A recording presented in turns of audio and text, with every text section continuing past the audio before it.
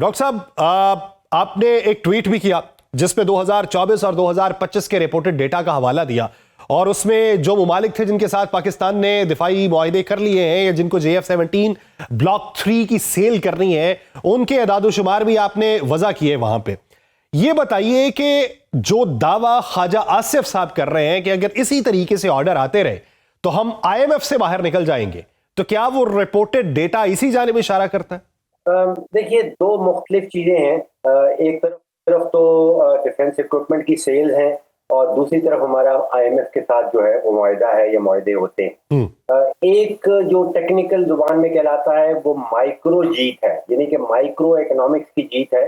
मेरे तखमीने के मुताबिक मैंने जो रिपोर्ट्स के ऊपर जमा तफरीक की है उसमें तकरीबन 24 अरब डॉलर के, जिसमें कंफर्म्ड ऑर्डर्स भी हैं, जिसमें फाइनल स्टेजेस में हैं और पोटेंशियल बायर्स हैं, वो लगभग 24 बिलियन डॉलर के बनते हैं। लेकिन ये कह देना कि हम डिफेंस इक्विपमेंट की सेल्स के नतीजे में IMF से निकल जाएंगे, देखिए IMF का इशू है मैक्रो इकोनॉमिक्स का और यहाँ पे हमें जीत हो रही है माइक्रो इकोनॉमिक्स की।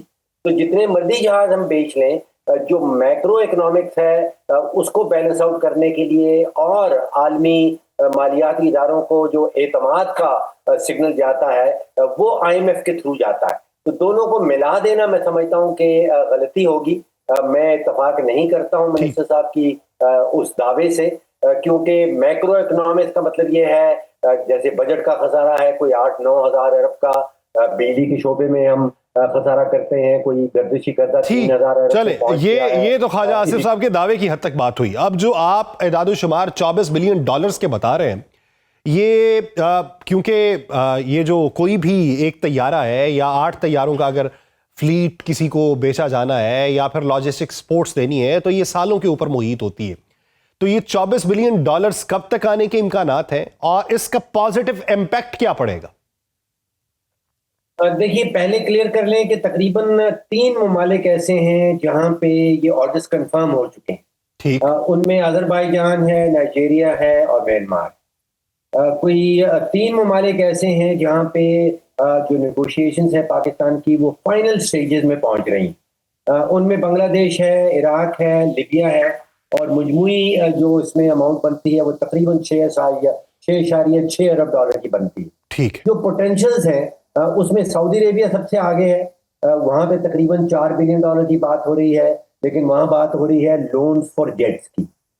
इसी तरह उज़्बेकिस्तान है, इजिप्ट है, जॉर्डन है, Kuwait, Peru, south Africa, Sudan, Europe.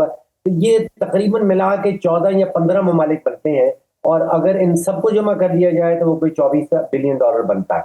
ये ख्याल रहे कि देखिए, जो डिफेंस की एक्सपोर्ट्स होती हैं उनमें मुख्तलिफ ममालिक से जो सब सिस्टम्स हैं वो इंपोर्ट किए जाते हैं जी। तो पाकिस्तान जो को प्रोड्यूस कर रहा है या हम खुद से बना रहे हैं, आप समझिए कि तकरीबन 35 से 40 से 45% से ज्यादा जो 24 बिलियन डॉलर का है वो पाकिस्तान में रहने वाला नहीं है। बाकी हमें जो इंपोर्टेड सब सिस्टम्स है उनके लिए अदा करना होगा। तो एक तो ये ध्यान में रखना जरूरी है कि सारा 24 बिलियन जो है वो पाकिस्तान के हिस्से में नहीं आएगा। इसमें सब जो इंपोर्टेड सब सिस्टम्स हैं वो वहां चला जाएगा और दुनिया भर में ये कारोबार जो डिफेंस एक्सपोर्ट का है वो इसी तरह होता है कि सब सिस्टम जो है वो मुख्तलिफ ममालिक से इंपोर्ट किए जाते हैं। ठीक। दूसरा जो आपने साल का पूछा या मुद्दत का पूछा, ये इसमें 2 एलिमेंट्स हैं।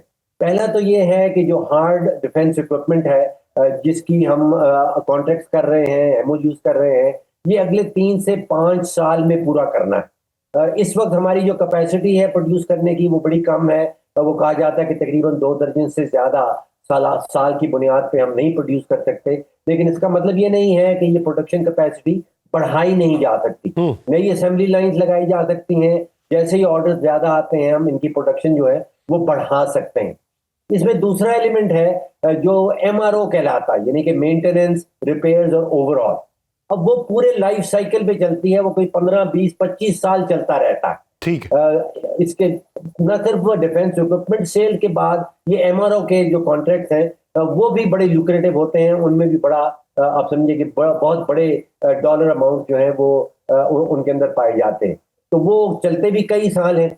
लेकिन इसमें एक और चीज जो मुझे नजर आती है वो है जो कई सालों से हम बात करते हैं कि हमने अपनी एक्सपोर्ट्स को डाइवर्सिफाई करना। अभी तकरीबन 66% जो है वो टेक्सटाइल रिलेटेड है। फिर कोई 2-3 बिलियन डॉलर का चावल हम एक्सपोर्ट कर देते हैं। तो यहाँ पे अब आ रहा है कि हम कमोडिटी की एक्सपोर्ट से बाहर निकल के आप समझिए कि एक वो कैपेबिलिटी आप उसको कह लीजिए जो हमारा अच्छा, जो हमारी इससे काबिलियत फर्क है, सलीम साहब, मईशत की किताबें इस बारे में क्या, यानी हम एक ज़रई मुल्क थे, ज़रई मुल्क हैं भी, लेकिन एक्सपोर्ट हमारी क्या थी और अब क्या है, पैदावार क्या थी अब क्या है, ये एक अलग से बहस है। लेकिन उससे हैसियत क्या बनती है?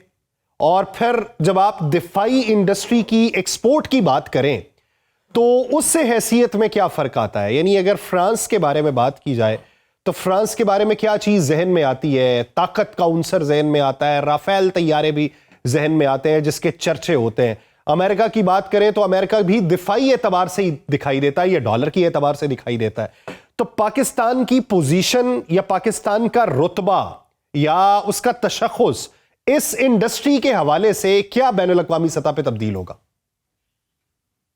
देखिए, पहली बात तो ये है कि हम तो चले थे अपना दिफा करने। मई 7 की मैं बात कर रहा हूँ, सन 2025। उस दिफा के दौरान या उस दिफाई अमल के दौरान एक पाकिस्तान की छुपी हुई काबिलियत सामने आई और अब दुनिया भर के ममालिक जो है उस काबिलियत की एक कीमत देने को तैयार है। तो आप सोचिए कि मुल्क चला था अपना दिफा करने, हमारी अफवाज पाकिस्तान चली थी पाकिस्तान का दिफा करने, और उसके दौरान एक काबिलियत सामने आती है जो अब दुनिया उसके ऊपर कीमत लगा रही है, उस दिफा की काबिलियत को खरीदना चाहती है। पाकिस्तान के अंदर रहते हुए तो ये है कि तकरीबन $1 बिलियन का जो अगर डिफेंस इक्विपमेंट हम एक्सपोर्ट करते हैं तो उसके पीछे तकरीबन 15 से 20 हजार डायरेक्ट और इनडायरेक्ट नौकरियां पाकिस्तान के अंदर जो है वो निकलेंगी। सही। आलमी हवाले से ये है कि आप सोचिए कि आज से कोई 7 महीने पहले, 8 महीने पहले हम एड रिसिपिएंट कहा करते थे कि हम एड लेने जाते हैं मुख्तलिफ ममालिक की तरफ, और ये 7-8 महीने में जो हमारा लेवल है वो चेंज हो गया है सिक्योरिटी प्रोवाइडर का, ये सिक्योरिटी पार्टनर का। आप सोचिए कि सऊदी अरब के साथ हम सिक्योरिटी पार्टनर बन गए हैं। अब वो एड रिसिपिएंट वाला लेवल जो है वो खत्म होता नजर आ रहा है। तो सर, अब क्या आप समझते हैं कि इसमें इस्तेहकाम जो है वो इसी तसलसल के साथ आएगा, या फिर एनहेंसमेंट जो हमें करनी है उसके लिए भी हमें बर्क रफ्तारी दिखाना पड़ेगी? देखिए, अब 2 इश्यूज हैं, एक कैपेबिलिटी का और एक क्रेडिबिलिटी का। क्रेडिबिलिटी जो है वो भी हमें साबित करना होगी, काबिलियत जो है वो हमने साबित कर दी है। ठीक है। इन दोनों को आप मिला लेंगे तो फिर वो $1 बिलियन की जो रुख हमारी तरफ होता नजर आता है उसके ऊपर एक्चुअल अमल दरामद जो है वो होना शुरू हो जाएगी।